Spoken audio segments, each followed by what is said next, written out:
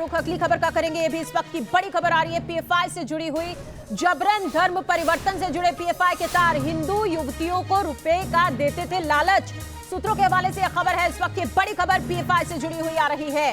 रोजगार और घर देने का भी लालच दिया जाता था। पीएफआई ने यूपी के कई शहरों में लगाया था कैंप भी। लव जिहाद, धर्म परिवर्तन की ट्रेनिंग दी जाती थी। सूत्रों के हवाले से यह बड़ी खबर आ रही है। लखनऊ से गिरफ्तार उमर गौतम भी करता था धर्म परिवर्तन।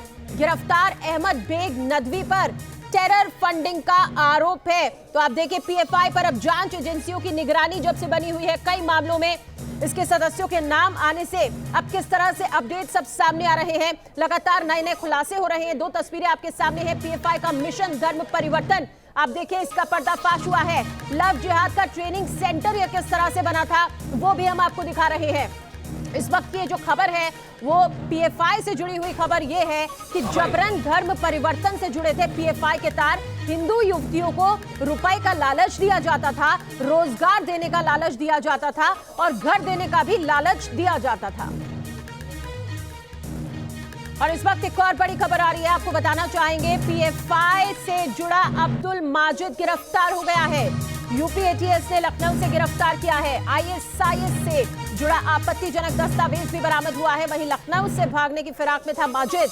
जो खबर मिली है पीएफआई का नेटवर्क बढ़ा रहा था अब्दुल माजिद। तो आप देखिए अब्दुल माजिद किस तरह से पीएफआई के नेटवर्क को बढ़ाने में अपनी भूमिका निभा रहा था। अविनाश इस वक्त हमारे साथ और ज्यादा जानकारी के साथ जुड़ रहे हैं। अविनाश, लगातार इस तरह के बड़े खुलासे हो रहे हैं और आज ये जो बड़ा खुलासा हुआ है कि युवतियों को शादी करने के लिए किस तरह से फंसाया जाता था, लालच दिया जाता था।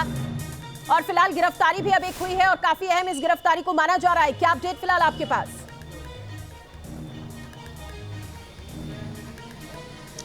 बिल्कुल, देखिए माजिद को आज लखनऊ के विभूति खंड इलाके से यूपी एटीएस ने गिरफ्तार किया है और इसके पास से भी काफी संदिग्ध दस्तावेज बरामद हुए। हालांकि देखा जाए किमी तो एक हफ्ते के अंदर उत्तर प्रदेश के अलग अलग शहरों से, जिसमें बनारस का नाम शामिल है, मेरठ है, लखनऊ है, यहाँ पर 1 दर्जन से ज्यादा जो पीएफआई के मेंबर हैं, बाराबंकी से पीएफआई के कोषाध्यक्ष नदीम को गिरफ्तार किया गया था।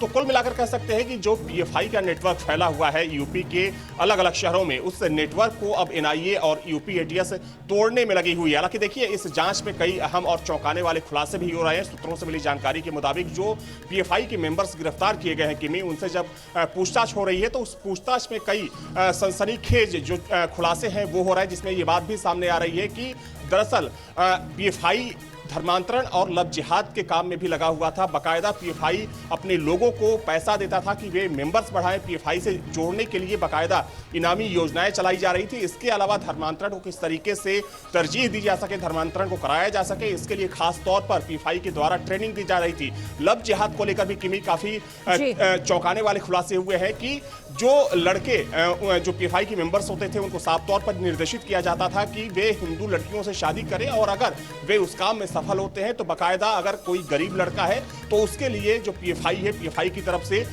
रोजगार की व्यवस्था की जाएगी। तो ये जो लगातार खुलासे हो रहे हैं पीएफआई को लेकर, कह सकते हैं कि काफी सनसनीखेज है, बेहद गंभीर है। और देखिए पटना रैली को लेकर जो पीएफआई पर आरोप लगा, उससे तो एक बात बिल्कुल साफ हो जाती है कि पीएफआई की जो मंशा है वो बिल्कुल भी साफ नहीं है। पीएफआई लगातार इस कोशिश में लगा हुआ है कि किस तरीके से डिस्टर्ब किया जाए पूरे सिस्टम को। और चूंकि देखिए उसी की कोशिश में पीएफआई था और अब अहम खुलासे हो रहे हैं, साथ ही साथ गिरफ्तारियां भी हो रही है। बहुत शुक्रिया अविनाश इस तमाम जानकारी के लिए आपका।